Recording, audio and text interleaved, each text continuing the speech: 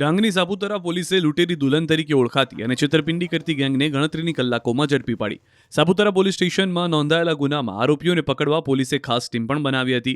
આ ગેંગ લગ્ન કરવાના બહાને ભોગ બનનારને છોકરી બતાવીને તેમની પાસેથી લગ્ન ખર્ચ તરીકે 2 લાખ પડાવી લેતી હતી.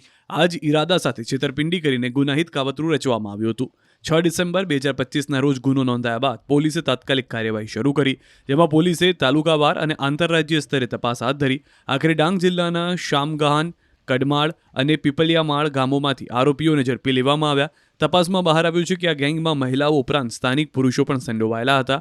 પોલીસે આરોપીઓ પાસેથી 1,30,000 રોકડા, 3 લાખની કિંમતનું 4 વ્હીલર અને 13,000ની કિંમતના મોબાઈલ ફોન સહિત કુલ 4 લાખથી વધુનો મુદ્દામાલ જપ્ત કર્યો છે. આ કેસમાં પોલીસે નિકિતા ઉર્ફે GR રમેશભાઈ, જ્યોતિબેન ઉર્ફે સંગીતા ધર્માભાઈ, વિજયભાઈ બાળુભાઈ ભોએ, રમેશભાઈ રાજુભાઈ જાદવ અને સોમનાથભાઈ સદુભા પવારની દબોચ્યા છે. QR કોડ સ્કેન કરો અને ડાઉનલોડ કરો ન્યૂઝ 18 એપ. મેળવો ગુજરાત અને દેશ દુનિયાની પળે પળની અપડેટ્સ.